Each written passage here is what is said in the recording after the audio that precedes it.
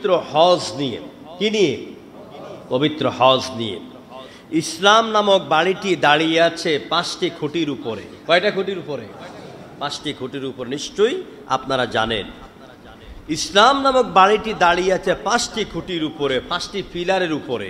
1 ঈমান, 2 সালাত, 3 সাওম, 4 হজ, 5 নম্বরে যাকাত। এই 5টি পিলারের উপরে ইসলাম নামক বাড়িটি দাঁড়িয়ে আছে। এখান থেকে ভাগ করা হয়েছে ঈমান, সালাত, সাওম, এই 3টি পিলার, এই 3টি ইবাদত, এই 3টি মৌলিক জিনিস ধনী গরিব, বস্তিওয়ালা, ঠেলাওয়ালা, রিক্সাওয়ালা, অফিসার, মন্ত্রী, জাতিসংঘের মহাসচিব সবার জন্য সমানভাবে পালনীয় কর্তব্য। কয়টা? কয়টা? ঈমান, সালাত, সাওম। ঈমান, নামাজ, রোজা, এই 3টা। কে গরিব কে ধনী দেখার বিষয় নেই। সামগ্রিকভাবে আল্লাহ পাকের অর্ডার হচ্ছে আমিনু বিরাব্বিকুম, ঈমান আনো তোমাদের রবের উপর। আমিনু বিল্লাহি ওয়া রাসূলিহি ওয়ান নূরিল্লাযী, ঈমান আনো আল্লাহর উপরে, ঈমান আনো রাসূলের উপরে, ঈমান আনো নূরের উপরে তথা কোরআনের উপরে। এই 3টা বিষয়ের প্রতি সমানভাবে ঈমান আনতে হবে, চাই সেই ধনী হোক অথবা বস্তিওয়ালা হোক। 2 নম্বরে ঈমান আনার পরেই ঈমানদারের উপর প্রথম দাবি হচ্ছে ফরজ সালাত আদায় করা। সুবহানাল্লাহ। নামাজ যোহরের পরে কেউ ঈমান এনেছে, তার উপর প্রথম দায়িত্ব হচ্ছে আসরের নামাজ জামাতের সাথে আদায় করা। তাহলে এটাও সমানভাবে। আর রোজা ধনী গরিব সবার জন্য এই রোজা। এরপরে দ্বিতীয় ভাগ হচ্ছে 2টি ইবাদত, হজ এবং যাকাত। এই 2টি ইবাদত হচ্ছে সমাজের, পৃথিবীর নির্দিষ্ট কিছু লোকের উপরে, যারা সামর্থ্যবান, যারা নিসাব পরিমাণ মালের মালিক, এদেরকে বছরের শেষে যাকাত দেওয়া আল্লাহ পাক ফরজ করেছেন। কিন্তু কোন গরিব লোকের উপরে আল্লাহ পাক যাকাত আদায় করা ফরজ করেন নাই। তারপরে হজ, এটাও যারা মালদার, যারা সামর্থ্যবান, তাদের উপরও এই হজ আল্লাহ পাক ফরজ করেছেন। এই জন্য বিশ্বনবী বলেছেন বুনিয়াল ইসলাম আলা খামস, ইসলাম 5টি পিলারের উপরে প্রতিষ্ঠিত। 1 নম্বরে ঈমান, 2 নম্বরে সালাত, 3 নম্বরে সাওম, 4 নম্বরে হজ, 5 নম্বরে যাকাত। এই 5টার উপরে আজকে আমরা হজের বিষয়ে আলোচনা করব। এই 5টি মূল পিলারের বিষয়ে ফতোয়া হচ্ছে এই, শরীয়তের সঠিক ফতোয়া হচ্ছে এই, ঈমান আনার পরে যদি কোনো ব্যক্তি বাকি 4টাকে ইচ্ছে করে কেউ অস্বীকার করে, তাহলে ঈমানের খাতায় ওর নাম থাকবে না, কাফের হয়ে যাবে। কি হয়ে যাবে? কাফের হয়ে যাবে। ঈমান আনছে, নামাজ স্বীকার করে না, নামাজ পড়ে না, ও কাফের। ঈমান এনেছে, রোজা পালন করা ফরজ, এটা বিশ্বাস করে না, ও কাফের। ঈমান এনেছে, যাকাত দেওয়ার সামর্থ্য আছে অথবা নাই, সামর্থ্য আছে দেয় না, অস্বীকার করে, ও কাফের। সামর্থ্য আছে, হজ অস্বীকার করে, হজকে গালিগালাজ করে, ও ব্যক্তি কাফের। এই জন্য 5টার উপরে সমানভাবে ঈমান আনতে হবে। প্রথমত কাবা প্রসঙ্গে আমরা গত জুমা কথা বলেছি, আজকে আরেকটু বলেই ধারাবাহিকভাবে আমি এগিয়ে যাব ইনশাআল্লাহ। আল্লাহ রাব্বুল আলামিন কাবার ব্যাপারে বলেছেন ইন্না আউওয়ালা বাইতিন উযিআ লিন-নাসি লাল্লাযী বিবাক্কা, এই পৃথিবীর বুকে সর্বপ্রথম নির্মিত ঘরের নাম হলো কাবা, যেটা অবস্থিত বাক্কা নগরীতে তথা মক্কা নগরীতে। এই কাবা ঘর নির্মাণ হয়ে গেল। আল্লাহ পাক বলেন وَإِذْ جَعَلْنَا الْبَيْتَ مَثَابَةً لِلنَّاسِ وَأَمْنًا وَاتَّخِذُوا مِن مَّقَامِ إِبْرَاهِيمَ مُصَلًّى। আল্লাহ পাক বলেন, কাবা ঘর আমি আল্লাহ পাক নির্মাণ করেছি, এই কাবা ঘরকে আমি তামাম পৃথিবীর মানুষের জন্য নিরাপত্তা এবং মিলন স্থল বানিয়ে দিলাম। সুবহানাল্লাহ। সারা ওয়ার্ল্ডের, সারা পৃথিবীর মানুষের মিলন কেন্দ্র যেখানে, এটা হলো কাবা। এটা কি? কাবা। কাবাকেই কেন্দ্র করে মানুষ মক্কায় যায়, মক্কাকে কেন্দ্র করে মানুষ কাবাতে যায় না, কাবাকে কেন্দ্র করে যায়। যদি এই কাবা বাংলাদেশে হতো তাহলে পৃথিবীর মানুষ বাংলাদেশে আসতে হতো। এই কাবা যদি আমেরিকাতে হতো মানুষ আমেরিকায় যেতে হতো। আল্লাহ পাক এমন এক জায়গায় কাবাকে নির্মাণ করে দিলেন, একদম যেন আল্লাহ পাক তার কুদরতি রশি দিয়ে পিতা দিয়ে মেপে মেপে সবার জন্য এমন জায়গা কাবা নির্মাণ করলেন, সারা পৃথিবীর জন্য যে জায়গাটি হলো মধ্যম সেন্টার, মিডল সেন্টার। আল্লাহু আকবার। আল্লাহ পাক বলছেন এটা মানুষের শুধু মিলন কেন্দ্র নয়, বরং নিরাপত্তার জায়গা বানায় দিলাম। বাংলাদেশে আপনার সাথে একজনের সাথে আরেকজনের দারুণ খুনাখুনির ভাব আছে, দেখলেই ক্রস ফায়ার, দেখলেই খুন করে ফেলবে, কলা ফেলে দিবে, দেখলেই গ্রেফতার করবে। কিন্তু এই কাবার চত্বরে ঢোকার পরে এরকম শত্রু একজন আরেকজনকে দেখার পরে এই কাজ কি করা যাবে? যেরকম করা যাবে? যাবে না। আল্লাহ বলছেন ওয়া আমনা, করা যাবে না। কেন? এই জন্যই করা যাবে না, এটাকে আমি নিরাপত্তার জায়গা বানায় দিলাম। যেরকম আল্লাহু আকবার। এবারে আল্লাহ পাক পৃথিবীর মানুষগুলোকে নির্দেশ দিচ্ছেন, ওয়াত্তাখিযু মিন মাকামি ইব্রাহিম মুসাল্লা। হে পৃথিবীর মানুষেরা, তোমরা যখন এই কাবা মিলন কেন্দ্রে যাবে, যারা তাওয়াফ করবে, যারা উমরা করবে, যারা হজ করবে, মাকামে ইব্রাহিমকে তোমরা নামাজের জায়গা বানায়া নাও। মাকাম ইব্রাহিম মুসাল্লা, ইব্রাহিমের এই পদচিহ্নের এই জায়গাটাকে নামাজের জায়গা বানিয়ে নাও।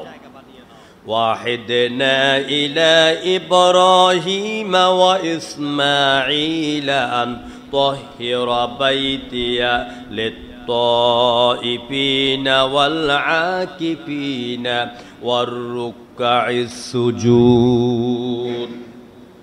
এরপর আল্লাহ পাক বলেন, আমি ইব্রাহিম এবং ইসমাইল কি কাবা শরীফ নির্মাণের পরে নির্দেশ প্রদান করেছি, ও আমার খলিল আমার ইব্রাহিম ও ইসমাইল, তোমরা আমার ঘরটাকে পবিত্র রাখো। তাহের বাইতিয়া, তাহের মানে পবিত্র রাখো, আমার ঘরকে পবিত্র রাখো।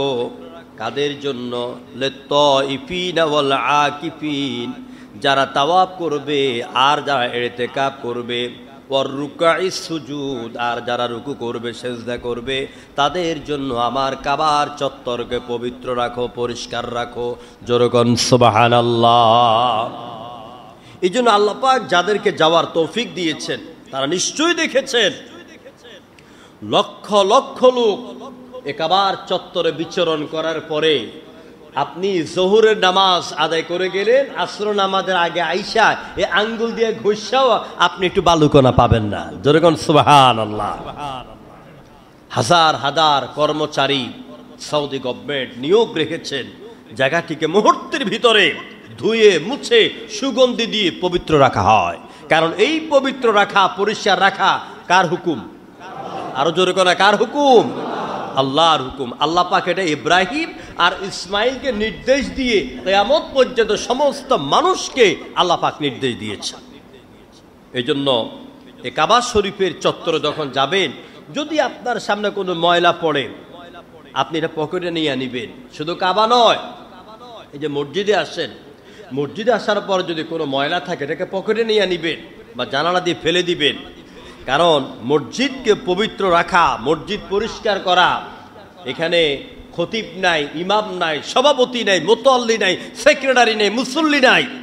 আমি স্বচক্ষে দেখেছি কাবা শরীফের ইমাম ফজিলাতুল শাইখ আদ-দাক্তুর আব্দুর রহমান আস-সুদাইসি নিজের হাতে ময়লা নিয়ে ফেলবার জায়গা নাই, পকেটে নিয়ে আনিছেন। সুবহানাল্লাহ। আল্লাহর ঘরের খেদমত, ওই যে এই কবি নজরুল বলেছিলেন, আমার এই হাত যেন হয় মসজিদের জারুবরদার, আমি যেন আমার এই হাত দিয়ে মসজিদকে আমি পবিত্র করতে পারি। লোকটা দাঁড়িয়ে ছিল না, কিন্তু লোকটার কলজার মধ্যে ইমানে ভরা ছিল।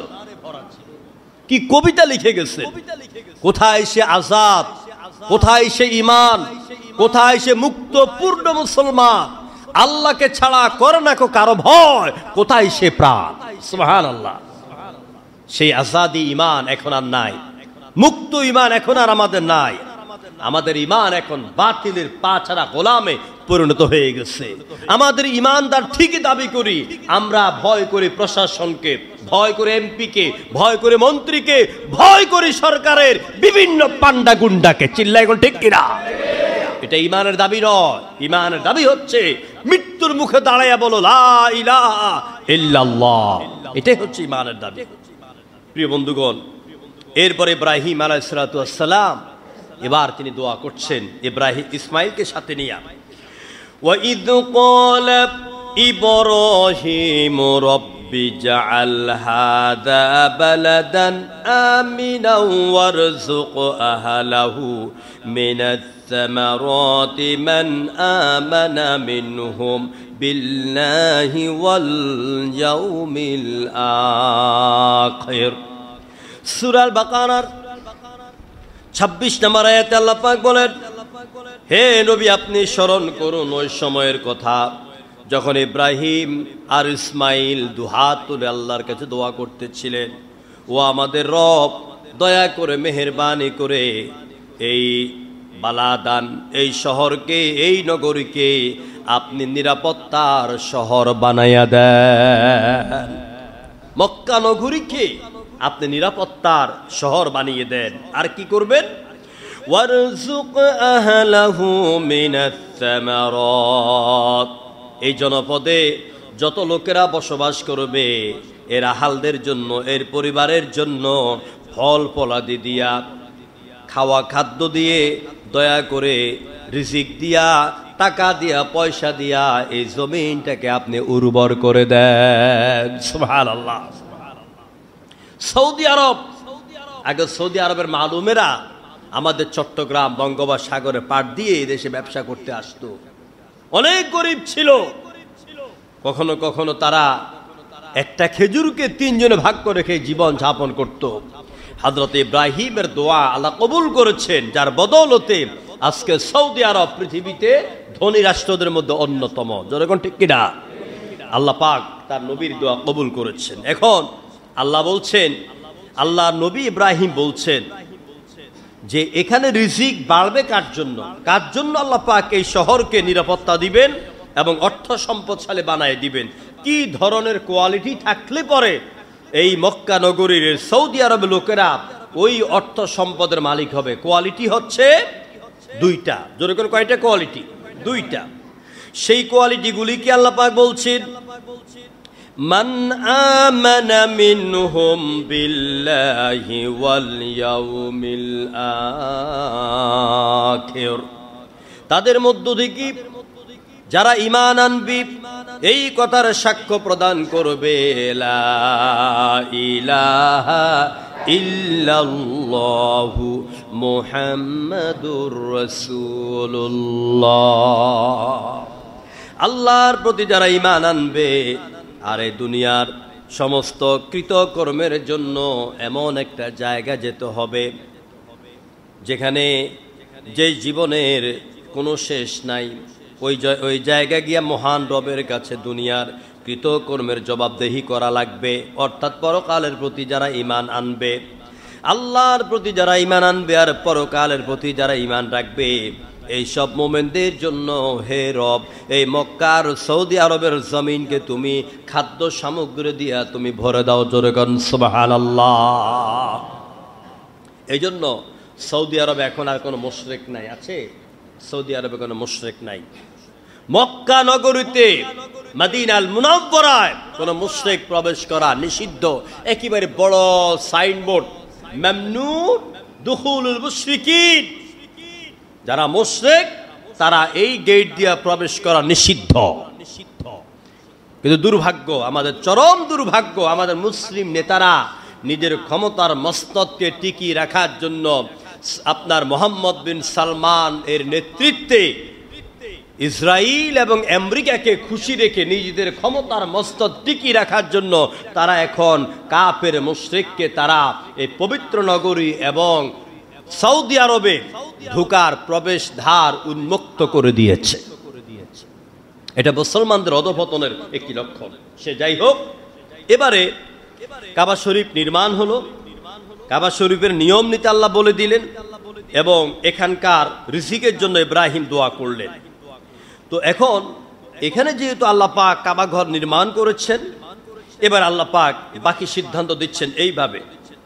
কাবা ঘর যখন নির্মাণ হয়ে গেল, আল্লাহ পাক ইব্রাহিম এবং ইসমাইলকে নির্দেশ দিলেন, হজের নির্দেশ দিলেন এইভাবে, ওয়াআদ্দিন ফিন্নাসি বিল। ইব্রাহিম এবং ইসমাইলকে আল্লাহ পাক বললেন, ও ইব্রাহিম, আপনি পৃথিবীর মানুষগুলিকে আপনি দাওয়াত দেন, ওদের সামনে আপনি আযান দেন, ওদেরকে ডাকেন হজের জন্য। হযরত ইব্রাহিম বলছেন, রব্বুল আলামিন, কোন লোক, কোন জনসাধারণ আমার চোখে পড়ে না, আছে বলেও আমার মনে হয় না, আর আমি খালি মুখে ডাক দিলে কে শুনবে তাও তো আমার জানা নাই, আমি কি করব? আল্লাহ পাক বলছেন, ও ইব্রাহিম, আপনাকে আমি নির্দেশ দিয়েছি, ওয়াআদ্দিন, আপনি আযান দেন, দাওয়াত দেন, নিমন্ত্রণ করুন এই ঘরে এসে মানুষ হজ করার জন্য। কে শুনবে কে শুনবে না সে দায়িত্ব আমি আপনাকে দেই না, সে দায়িত্ব আমি আল্লাহর। সুবহানাল্লাহ। ইব্রাহিম দাওয়াত দিলেন, আহ্বান করলেন। এবারে সেখানে কিভাবে যাবে? এই যে বাংলাদেশ, আফ্রিকা, এরপরে আমেরিকা, এত দূর দূরান্ত থেকে এত নদী, সাগর, মহাসাগর পাড়ি দিয়ে কেমনে যাবে আল্লাহ সেটাও বলে দিলেন। ইয়াতুকা রিজালান ওয়া আলা কুল্লি দামিরিন ইয়াতিনা মিন কুল্লি ফাজ্জিন আমিক। সূরা আল হজ্জের ২৭ নম্বর আয়াতে আল্লাহ পাক বলেন, হে ইব্রাহিম, আমার ঘরে হজ করার জন্য লোকেরা পদব্রজে তথা পায়ে হেঁটে হেঁটে আসবে। কখনো তারা জাহাজে করে আসবে, সাগরে ভেসে আসবে, কখনো তারা সময় মতো উড়াল দিয়ে আসবে। আমি আল্লাহ পাক বিভিন্ন যুগের চাহিদার আলোকে বাহন দিয়ে দিব, ওই বাহন দিয়ে তারা আমার ঘরে পৌঁছে যাবে। সুবহানাল্লাহ। আগের দিনে 6 মাস, 3 মাস, 7 মাস লাগাইয়া পানির জাহাজে হজে যেত লোকেরা। আগে আপনার পায়ে হেঁটে হজে যেত। তারপর বিজ্ঞান এসেছে, আল্লাহ পাক মানুষের ব্রেনের ভিতরে জ্ঞানের ধার, বুদ্ধির ধার উন্মুক্ত করে দিলেন। মানুষ প্লেন তৈরি করলো, আস্তে আস্তে করে অল্প সময়ের ভিতরে পৌঁছা শুরু করে দিল। তাহলে কুল্লু দামিরিন এর মানে হচ্ছে কিয়ামত পর্যন্ত সময়ের চাহিদা অনুযায়ী যেই কোনো বাহন হবে সেটা কার দান হবে? আল্লাহর দান হবে। ওই বাহনের মাধ্যমে তোমরা পবিত্র মক্কা আল মুকাররমায় পৌঁছে যাবে হজ করার জন্য। এবারে আসুন, হজ শব্দের অর্থ কি? হজ, হা জিম জিম হজ। হজ শব্দের অর্থ হচ্ছে আল কাসদুন। হজ শব্দের অর্থ কি? আল কাসদুন। আল কাসদুন কাকে বলে? কোনো কাজ সম্পাদন করার দৃঢ় মনোবল, দৃঢ় ইচ্ছে শক্তি, দৃঢ় ইচ্ছা করাকে হজ বলা হয়। এটাকে আরবিতে বলা হয় কাসদ।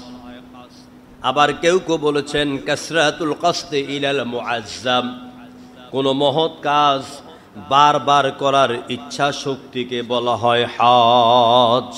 কাবা শরীফ থেকে একবার আসার পরে আরেকবার ইচ্ছা করে আবার যায়, যেরকম ঠিক কিনা? যারা গানের আসরের মজা পায় ওরা বারবার গানের আসরে দৌড়ায়। যারা মসজিদে এসে আল্লাহকে সেজদা করার মজা পায় এরা রাতের 3টা বাজে ঘুম ছেড়ে দিয়ে মসজিদে এসে তাহাজ্জুদের নামাজে দাঁড়াইয়া যায়। চিল্লাইগো ঠিক কিনা? অর্থাৎ যারা যেটার মজা পায় তারা সেখানে দৌড়ায়, যারা মদের আড্ডার মজা পায় ওরা মদের আসরে দৌড়ায়, যারা আল্লাহর ঘরের যাওয়ার মজা পায়, রসুলের রওজার পাশে দাঁড়িয়ে সালাম দেওয়ার আনন্দ উপভোগ করে, তারা বারবার সেখানে যেতে ইচ্ছে করে। সুবহানাল্লাহ। এই জন্য কাসরাতুল কসদি ইলাল মুআজ্জাম, যারা বারবার আল্লাহর ঘরে যাওয়ার ইচ্ছা পোষণ করে, এটা কি বলা হয়? হজ। ইসলামী শরীয়তের পরিভাষায় হজ কাকে বলে? খুব ভালো করে শুনেন। আল হাজ্জু কাসদুন ইলা জিয়ারাতিল বাইতিল হারামি আলা ওয়াজহিত তা'যীম বিআফআলিন মাখসুসা। অর্থাৎ মহান আল্লাহ পাকের সন্তুষ্টির জন্য সুনির্দিষ্ট কিছু কাজ সম্পাদন করার জন্য যাওয়ার নামই হলো পবিত্র বাইতুল্লাহ শরীফ, জিয়ারত করার নামই হলো হজ। এটা কি বলা হয়? হজ, সুনির্দিষ্ট কাজ। আবার অন্য জায়গায় বলা আছে যে সুনির্দিষ্ট টাইম, সময়, ওয়াক্ত মতে নির্দিষ্ট দিনে নির্দিষ্ট সময়ে নির্দিষ্ট জায়গায় বিচরণ করার নামই হচ্ছে হজ। কয়টা বলেন তো জিনিস? 3টা। নির্দিষ্ট দিনে, নির্দিষ্ট মাকান, নির্দিষ্ট জায়গায়, নির্দিষ্ট কাজ, এই 3টার নামই হলো হজ। যেমন আমাদের দেশ সারা পৃথিবী থেকে লক্ষ লক্ষ হাজিদের ছুটে গেছে। এখন কেউ যদি যাই আরাফাতের ময়দানে সারাদিন গড়ায়, কোনো লাভ হবে? কথা বলেন না কেন? লাভ হবে? কোনো লাভ হবে না। আরাফাতের ময়দানে গড়াইতে হবে, যাইতে হবে ওই ইয়াউমুল আরাফা, 9 জিলহজ মাসের জোহরের নামাজ থেকে শুরু করে মাগরিবের সূর্যাস্ত পর্যন্ত এই টাইমটার ভিতরে রাসূলুল্লাহ যে বলেছেন, যেই ব্যক্তি এই টাইমে আরাফাতের ময়দানে উপস্থিত হলো সেই ব্যক্তি হাজী হয়ে গেল, তার হজ কবুল হয়ে গেল, তার হজ হয়ে গেল। তাহলে সুনির্দিষ্ট টাইমে সুনির্দিষ্ট সময়ে আমাদেরকে যাওয়ার নামই হলো হজ। হজ করবেন কারা? হজ করবেন কারা? কারা হজ করবেন? মনে প্রশ্ন জাগে। আল্লাহ পাক কোরআনে কারিমে সূরা আল ইমরানের 97 নম্বর আয়াতে বলেছেন, হজ কারা করবে, কাদের উপরে হজ ফরজ, কারা আল্লাহ পাকের ঘরে যাওয়ার জন্য ইচ্ছা করবেন, মনোবাসনা করবেন।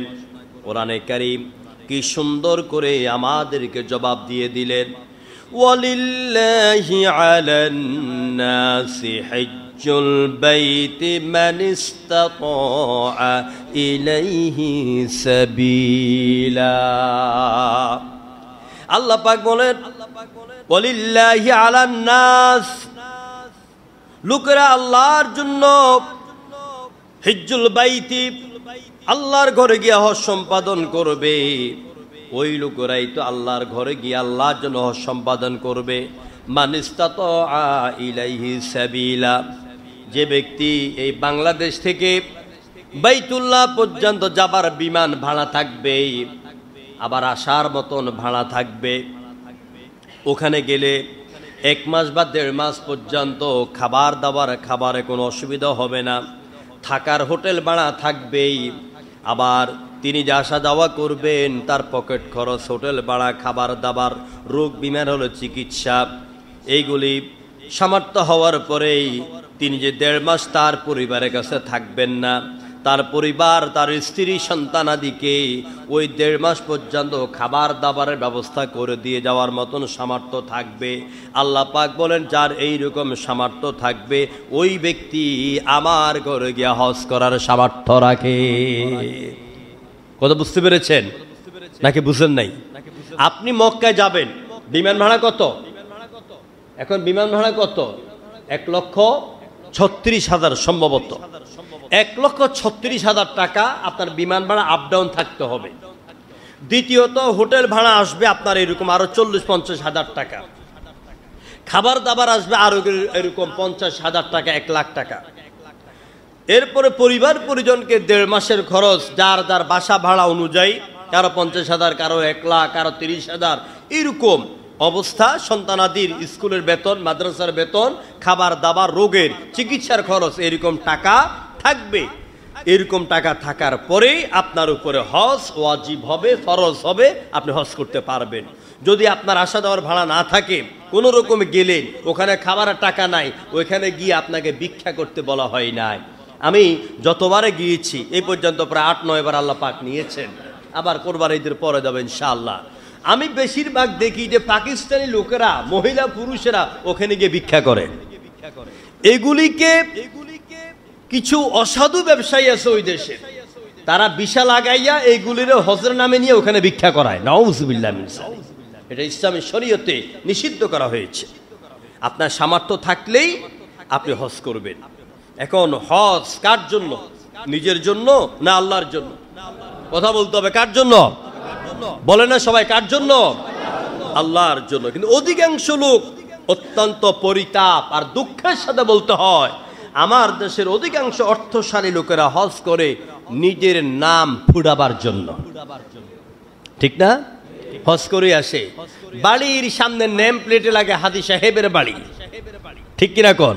হাজী সাহেবের বাড়ি, এই উমুক হাজী সাহেব এদিকে আসেন। এইভাবে যদি ডাক না দেয়, ওনার প্রেস্টিজ আঘাত আসে। নামের আগে যদি আলহাজ ব্যবহার না করে, তোদের দাওয়াতেই যাব না, এরকম লোক আছে নাকি নেই? এইখানেই আপনার হজ শেষ। আপনি হজ করেন নাই, আপনি শুধু মক্কা মদিনা ভ্রমণ করে এসেছেন, আপনার হজ হয়নি। দেখুন আল্লাহ বলছেন হজ কার জন্য? ওয়াতিমুল হজ্জ ওয়াল উমরাতা লিল্লাহ। ওয়াতিমু আমরুস সিগা, আদেশ সূচক ক্রিয়া, পূর্ণ করো হজ এবং উমরা লিল্লাহে। কার জন্য? কার জন্য? আর জোরে করে কার জন্য? এত কষ্টের টাকা দিয়া হজ করে আসলেন, এত পরিশ্রম করে আসলেন, এই হজ যদি আল্লাহর জন্য না হলো, আপনার হজের কোনো দাম নাই। সাহাবায়ে কেরাম প্রশ্ন করেছেন, ইয়া রাসূলুল্লাহি, আমাদের লোকেরা কষ্ট করে হজ করে, হজ করার পরে হজ কবুল হলো নাকি হলো না, এটা বুঝবার কোনো ক্ষমতা আছে নাকি? রাহমাতুল লিল আলামিন কি সুন্দর করে জবাব দিয়ে দিলেন, সাহাবীরা শুনে নাও। তোমাদের মধ্যে যখন কেউ হজ করবে, হজ করার আগে এই লোকটা যদি মিথ্যা কথা বলতো, হজ করার আগে এই লোকটা যদি চুরি করত, হজ করার আগে যদি মদ পান করত, হজ করার আগে যদি মানুষের ক্ষতি সাধন করত, হজ করার আগে যদি অত্যাচার করত, মিথ্যা প্রহসনের বিচার করত, হজ করে আসার পর যদি দেখো লোকটার মধ্যে চুরিও নাই, ডাকাতি নাই, মানুষের প্রতি ইনসাফ করে, মিথ্যা কথা বলে না, মানুষকে কষ্ট দেয় না, নির্যাতন করে না, মানুষটা আগের থেকে ভালো হয়ে গেছে, মনে করবে নিঃসন্দেহে তার নসিবে হজ্জে মাবরুর নসিব হয়ে গেছে। আর যদি দেখো হজ করে আসার পর আগের মতন কুটনামি করে, ইসলামের বিরোধিতা করে, মুসলমানদের উপর নির্যাতন করে, সমাজে লোকদের উপর অত্যাচার করে, ওজন দিতে গেলে কম দেয়, মানুষকে ঠকায়, প্রতারণা করে, মিথ্যা কথা বলে, এইসব লোকদের এমন অবস্থা দেখলে মনে করবেই সেই শারীরিকভাবে হজ করেছে, কিন্তু আল্লাহর জন্য হজ করে নাই, তার হজ আল্লাহর দরবারে মঞ্জুর হয় নাই। পরিষ্কার কথা। নামাজের বিষয়ে আসেন, নামাজ পড়ার পরে যদি আপনা থেকে চুরি, ডাকাতি, সন্ত্রাস, জেনা, ব্যভিচার, মিথ্যা কথা, মানুষকে ঠকানি বন্ধ না হয়, তাহলে মনে করতে হবে আমার নামাজ কবুল হচ্ছে না। চিল্লাই কোন ঠিক কিনা? আমরা নামাজও পড়ি, নামাজ পড়ে যাওয়ার সময় জুতাও চুরি করে লয়ে যাই। আরে কথা কয় না, ঠিক কিনা বলেন? আমরা নামাজ পড়ি, নামাজ পড়ে যাওয়ার পরে যখন দোকানে মাপ দিতে যাই, তখন আমরা ওজনে কম দেই। আমরা নামাজ পড়ি, যখন আমরা টেবিলের মধ্যে বসি, রমজানের রোজাও রাখলাম, নামাজও পড়লাম, রোজার দিন এটা পকেটে নেওয়া যায় না, ওই বালতি এসে কোনার মধ্যে বালতির সাথে সাক্ষাৎ করে যাও, এরকম আছে না? এরকম তাহলে বুঝতে হবে যে নামাজ আল্লাহ আমাকে পড়তে বলেছেন, ওই নামাজ আমার হচ্ছে না। ধীরস্থির ভাবে, শান্তভাবে, সহিশুদ্ধভাবে কেরাত পড়ে শান্তভাবে যেভাবে সালাত আদায়ের নির্দেশ আল্লাহ আমাকে দিয়েছেন, ওইভাবে আবার নামাজ হচ্ছে না বলেই আমাদের সমাজ, আমাদের জীবন থেকে পাপ কাজ দূর হয় না। আমার ভাইয়েরা, সুতরাং হজ হবে আল্লাহর জন্য। হজ ফরজ হয় কখন, কোন সময় ইসলামের ইতিহাসে হজ ফরজ হয় জেনে রাখবেন। বিশ্বনবীর হিজরতের পরে ৫ম কিংবা ৬ষ্ঠ হিজরিতে আল্লাহ পাক হজ ফরজ করে দেন। মুসলমানদের যখন একটা অবস্থান তৈরি হলো তখন আল্লাহ পাক এই হজ ফরজ করে দেন। হজের সময়ে কিছু নির্দেশনা আল্লাহ দিয়েছেন। মক্কা গেলেই হবে না, হজ কবুল হওয়ার জন্য আল্লাহ পাক কিছু নির্দেশ দিলেন। সেটা হচ্ছে এই, আল্লাহ পাক কোরআনে কারিমে বলেন, আল হাজ্জু আশহুরুম মা'লুমাত ফামান ফারাদা ফীহিন্নাল হাজ্জা ফালা রাফাথা ওয়ালা ফুসুকা ওয়ালা জিদালা ফিল হজ ওয়ামা তাফআলু মিন খায়রিন ইয়ালামুহুল্লাহ। হজ হচ্ছে নির্দিষ্ট একটা মাসে, যেরকম আল্লাহু আকবার, নির্দিষ্ট মাসে, যেমন রমজানও নির্দিষ্ট কয়েকটা দিন, আইয়াম মা'দুদাত, রমজান নির্দিষ্ট কয়েকটা দিনে, আর হজ হচ্ছে নির্দিষ্ট একটা মাসে। সেই মাসটার নাম কি? জিলহজ। মানে হজের নামে একটা চাঁদ আছে, একটা মাস আছে, আবার হজের নামে কোরআনে কারিমে একটা সূরাও আছে। আমি যেখান থেকে আজকে ওয়াদিন ফিন নাস বিল হজ, আমি যেখান থেকে আলোচনা করতেছিলাম, এই সূরাটির নামই হলো সূরাতুল হজ। তাহলে হজের কত গুরুত্ব দেখুন প্রিয় ভাইয়েরা। আল্লাহ পাক বলেন, যার যার উপরে হজ ফরজ করা হলো, এরা যখন হজে যাবে এরা রফাস করবে না। রফাস মানে হলো আপনার হালাল স্ত্রীর সাথে ওই হজ্জের সময়কালীন আপনি সহবাস করতে পারবেন না। ওয়ালা ফুসুকা, ফাসিকি কাম করতে পারবেন না। ওয়ালা জিদালা ফিল হাজ, এক রুমের মধ্যেই মুআল্লিমে 5 জন হাজিকে থাকতে দিল। কারো গায়ের মধ্যে এসির বাতাস কম লাগে, কারো গায়ের মধ্যে কম লাগে, কারো খাবারের মধ্যে গোস্ত 2 টুকরা এলো, কারো 3 টুকরা এলো, কেউ খাবার প্লেট পাইলো, কেউ পাইলো না, এরকম ভাবে কেউ বালিশ পেলো, কেউ পেলো না। আমার আল্লাহ পাক বলেন, তোমরা যখন এইভাবে একসাথে থাকবে, একসাথে ঘুমাবে, ওই হজ অবস্থায় এরকম জেদাল করা যাবে না, ঝগড়া করা যাবে না। কিন্তু আমরা চাক্ষুষ প্রমাণ, হাজী সাহেবেরা রুমের মধ্যে আপনার গ্রুপিং করে লাঠালাঠি পর্যন্ত করে এবং খাট উপড়ে ফালাই দেয়। খাটের উপরে হোটেলের যেই মোটা গদি আছে, গদি পর্যন্ত ফালাইয়া দেয়। এই হলো আমরা হজ করতে যাই। 2013 সালে হজ করে আসার সময় যখন আমরা আমাদের বিমানে উঠলাম, এই বিমানে উঠতে গিয়ে সিঁড়িতে কে কার আগে উঠবে ঝগড়া করে একজনকে ধাক্কা মারা ফেলা দিয়েছে বিমানের সিঁড়ি থেকে। অথচ মাত্র হজ করে সিঁড়িতে উঠলো। আমি এই দৃশ্য দেখে আস্তাগফিরুল্লাহ পড়তেছি আর মনে মনে ভাবতেছি, নিশ্চয়ই আমাদের কপালে কোনো আজকে দুর্গতি আছে। ঠিকই বিমানে উঠলাম, বিমান ছাড়ার কথা সন্ধ্যা 6টায়, রাতের 7:30 বেজে গেল, বিমান চলে না, এসি নাই, কয়েকজন বেহুশ হয়ে পড়ে গেল। কি হলো? বলে যে বিমানের এসি নষ্ট হয়ে গেছে। প্রিয় ভাইরা, এই জন্য আল্লাহর পবিত্র নগরীতে যাবেন, এলাকায় যাবেন, হজ শব্দের আমি নিজের পক্ষ থেকে একটা অর্থ করি। হজের একটা অর্থ হচ্ছে স্যাক্রিফাইস। হজের এক অর্থ কি? স্যাক্রিফাইস। আপনাকে ছাড় দিতে হবে। আপনি নিজে না খেয়ে আপনার হাজী ভাইকে খাওয়ান। আপনার সাথে 2 জন ভাইয়ের পরিচিত হলো, সকালবেলা আপনি চেষ্টা করুন আমার ভাইকে আমি নাস্তাটা খাওয়াবো। বিকেল বেলা যখন হেরেমের চত্বরে হাঁটবেন, হ্যাঁ, আপনার আলহামদুলিল্লাহ মিশর, তারপরে আমেরিকা, বিভিন্ন দেশের হাজী সাহেবরা যখন আসে তখন তারা কি করে, এই ট্রের মধ্যে 8-10টা চা বানাইয়া ওরা হাঁটতে থাকে। হাইটা যে বসে আছে তাসবিহ পড়তেছে তার সামনে নিয়ে এটা চা দিয়ে দেয়। এরপরে মহিলারা অনেকগুলি দামি দামি চকলেট কিনা ওদের একটা বাচ্চার হাতে দেয়। যত মায়ের সাথে বাবার সাথে ছোট্ট ছোট্ট বাচ্চা আছে ওদের কাছে একটা একটা চকলেট ওদের হাতে দিয়ে আসে। এরপরে ছোট ছোট আতরের বোতল আছে, এগুলি কিনে লোকেরা বসে তাসবিহ পড়ছে, হেরেমে বসে আছে, এদের প্রত্যেকের কোলের মধ্যে নিয়ে একটা একটা আতর ফিক্কা দিয়ে দিয়ে চলে যাচ্ছে। তার মানে এগুলি হাদিয়া। এগুলি কি? এগুলি হাদিয়া। এগুলি যার আছে তাকেও দেন, যার নাই তাকেও দেন, আপনার সওয়াব হবে। এটার নাম হলো হজ। ওয়ালা জিদালা ফিল হজ। আল্লাহ বলেছেন হজের মধ্যে ঝগড়াঝাটি করো না। ওয়ামা তাফআলু মিন খাইরি ইয়ালামুহুল্লাহ। তোমাদের মধ্যে কে ভালো কাজ করে এই ভালো কাজের খবরটা কে রাখেন? আর জোরে করে কে রাখেন? এরপর আল্লাহ পাক বলেন হজের পাতেও হবে কি, সরঞ্জাম হবে কি? কোটি কোটি টাকা, লাখ লাখ টাকা ডলার বানাইয়া রিয়েল বানাইয়া নেওয়ার কোনো প্রয়োজন নাই। এটা আপনার পাতেও নয়।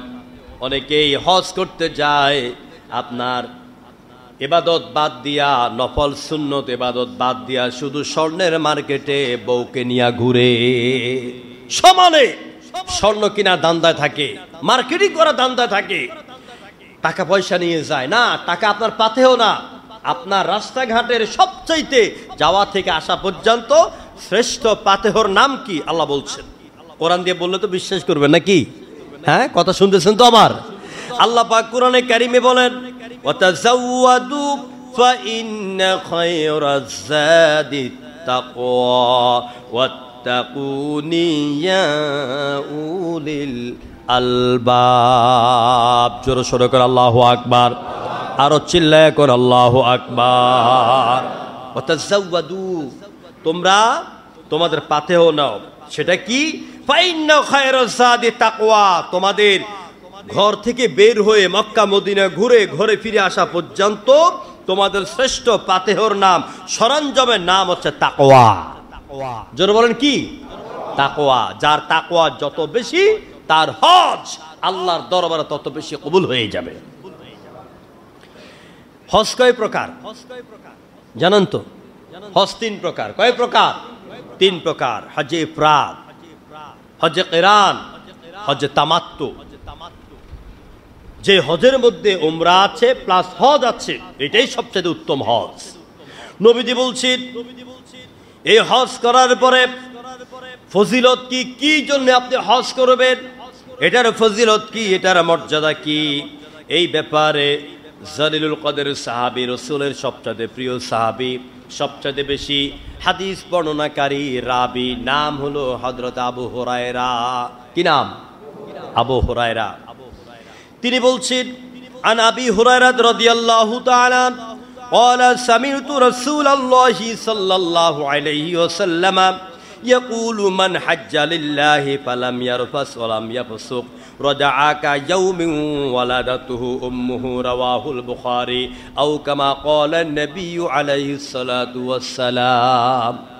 সাইয়েদনা আবু হুরায়রা বলেন আল্লাহর নবীকে আমি বলতে শুনেছি, নবীজি বলেছেন যেই ব্যক্তি আল্লাহর জন্য হজ সম্পাদন করে, কোনো রফাস করে না, কোনো ধরনের স্ত্রী সহবাস করে না হজ চলাকালীন, ফাসিকি কোনো কাম করে না, গুনাহের কোনো কাজ করে না, ওই লোকটা বাড়িতে এমন ভাবে ফিরে সদ্য মায়ের পেট থেকে ভূমিষ্ঠ হওয়া সন্তান যেরকম নিরপরাধ নিষ্পাপ, ওই রকম নিষ্পাপ হয়ে মায়ের তার সেই দেশের বাড়িতে ঘরের মধ্যে ফিরে কোন সুবহানাল্লাহ।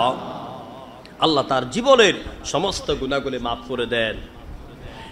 হজ এবং উমরার গুরুত্ব হযরত আব্দুল্লাহ ইবনে মাসউদ রাদিয়াল্লাহু তাআলা আনহু বলেন তাবিউ বাইনাল হজ্জি ওয়াল উমরাহ ওয়া ইন্নাহা ইয়ানফিয়ানি আল ফাকরা ওয়াজ যুনুবা কামা ইয়ানফিল কিরু খুবসাল হাদিদ যাহাবা ওয়াল ফিদ্দা।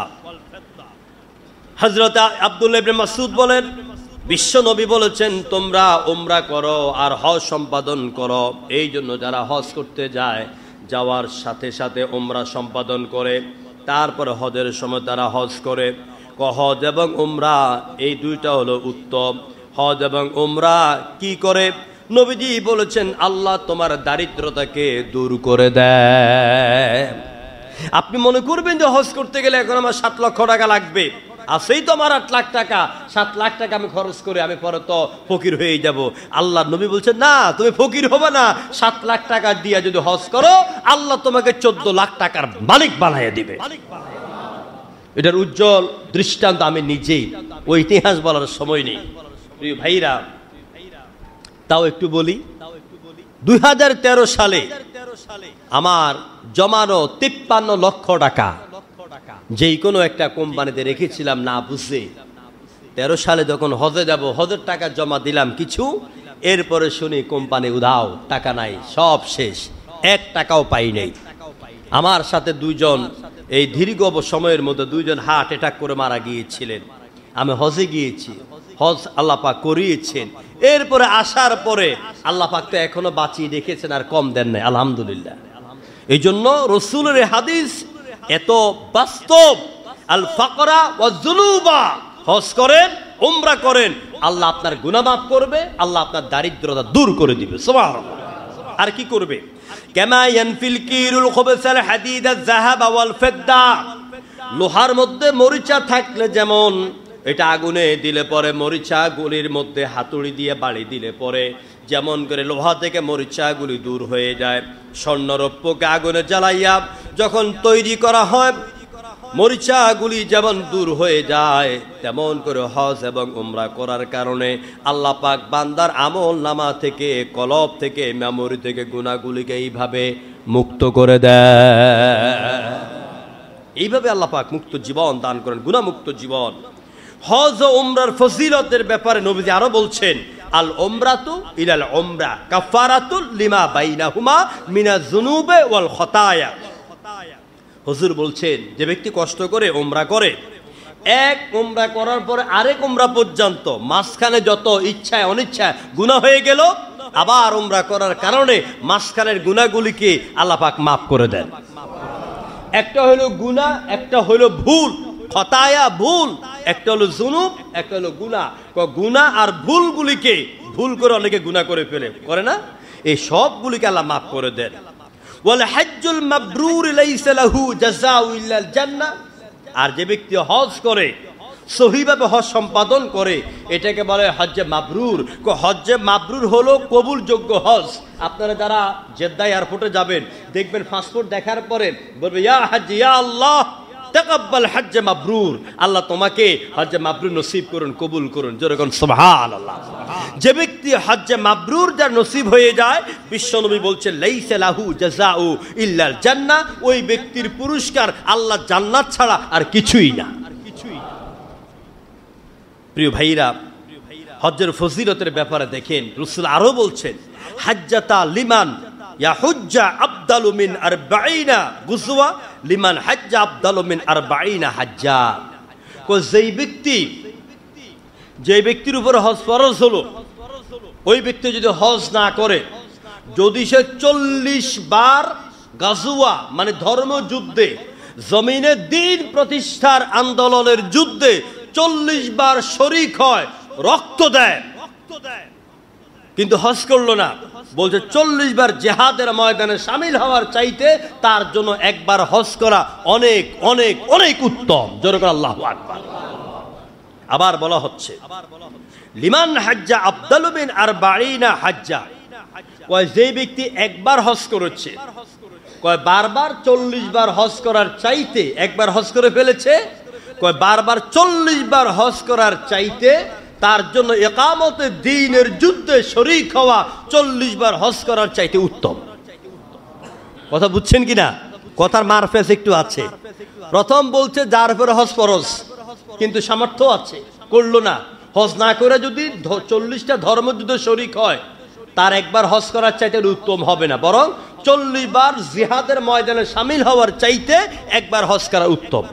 আবার যে ব্যক্তির সামর্থ্য হলো হজ করে ফেলেছে, এবার সেই 40 বার হজ করার চাইতে একটা ধর্মযুদ্ধে শরীক হওয়া তার জন্য 40 বার হজ করার চাইতে উত্তম।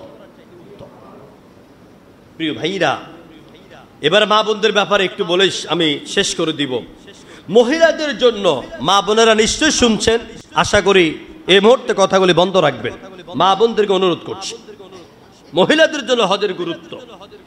আন আয়েশা রাদিয়াল্লাহু তাআলা আনহা আন্নাহা ক্বালাত ইয়া রাসূলাল্লাহি নারাল জিহাদ আফদালুল আমালে আফালা নুজাহিদু ক্বালা লা লাকিন আফদালাল জিহাদে হাজ্জুম মাবরুর রাওয়াহুল বুখারী ওয়ান নাসাঈ। উম্মুল মুমিনিন নবীদের সবচেয়ে কনিষ্ঠ স্ত্রী, সুন্দরী, পরমা সুন্দরী স্ত্রী হযরত আয়েশা বলেন, আমি বিশ্ব নবীকে বললাম, ইয়া রাসূলুল্লাহ, আমরা আল্লাহর পথে জিহাদের চাইতে উত্তম কোনো আমল আমরা আর দেখি না। আমরা কি জিহাদ করব না? জিহাদের চাইতে উত্তম কোনো আমল দেখি না। আল্লাহ নবী বলছেন, লা না, লাকিন্না আফদালাল জিহাদে হাজ্জাম মাবরুর। ও আমার স্ত্রী আয়েশা, পৃথিবীর নারীরা, আল্লাহর জমিনে জিহাদের চাইতে তোমাদের জন্য উত্তম হলো হজ্জে মাবরুর। সুবহানাল্লাহ। জিহাদের ময়দানে শামিল হওয়ার চাইতে তোমাদের জন্য উত্তম জিহাদ, উত্তম আমল হচ্ছে হজ্জে মাবরুর, যে হজটা আল্লাহর দরবারে কবুল হয়ে যায়। হযরত আয়েশা আরো বলেন, ইল্লা নুখরিজা ফানুজাহিদা মাআকা ফা ইন্নী লা আরা আমালান ফিল কোরআনিল আযীম।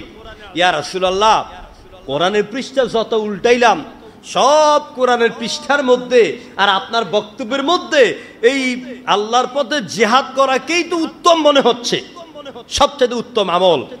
তো এইরকম উত্তম আমল জিহাদ কি আমরা করব না? নবীজি বলছেন, হ্যাঁ করবা, তোমরা জিহাদ করবা, জিহাদ করবি।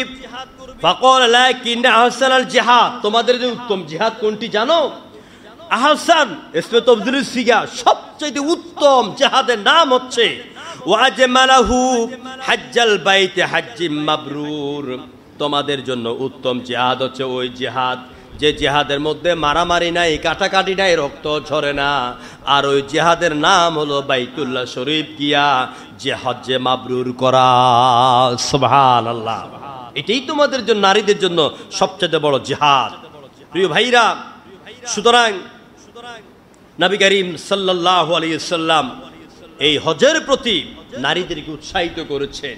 টাকা জমা রাখেন, আপনি যত টাকাই যতদিকে দান করেন, কিন্তু আল্লাহর ঘর সচক্ষে দেখা, ঘর তাওয়াফ করা, সেই জায়গা যেখানে কোরআন নাজিল হয়েছে, এই জায়গাটা আপনার পদধ্বনি দিয়ে, দুলা দিয়ে মুখরিত করা এক সমান কথা।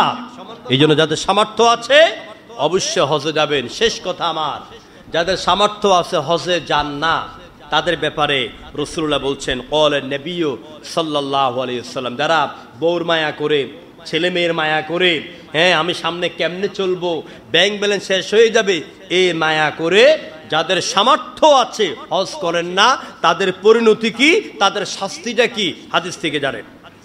নবীজি বলছেন, মান মালাকা যাদুন ওয়া রাহালা তুবাল্লিগুহু ইলা বাইতিল্লাহি ওয়া লাম ইয়াহুজ্জা ফালাইহি ফালা আলাইহি।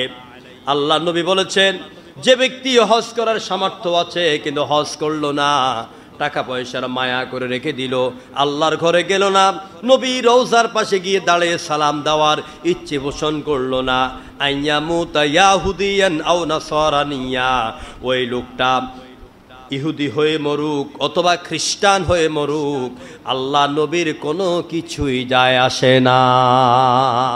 জোরে কর নাউযুবিল্লাহ, জোরে কর নাউযুবিল্লাহ। ওয়াযালিকা আল্লাহু ইয়াকুলু ফি কিতাবি ওয়াল্লাহি আলান নাসি হজ্জুল বাইতি মান ইসতাতা ইলাইহি সাবিলা। হুজুর এই কথা বলে কোরআনের এই আয়াত তেলাওয়াত করলেন, মান ইসতাতা ইলাইহি সাবিলা, যার সামর্থ্য আছে সেই জন্য আল্লাহর ঘরে দৌড়ায়।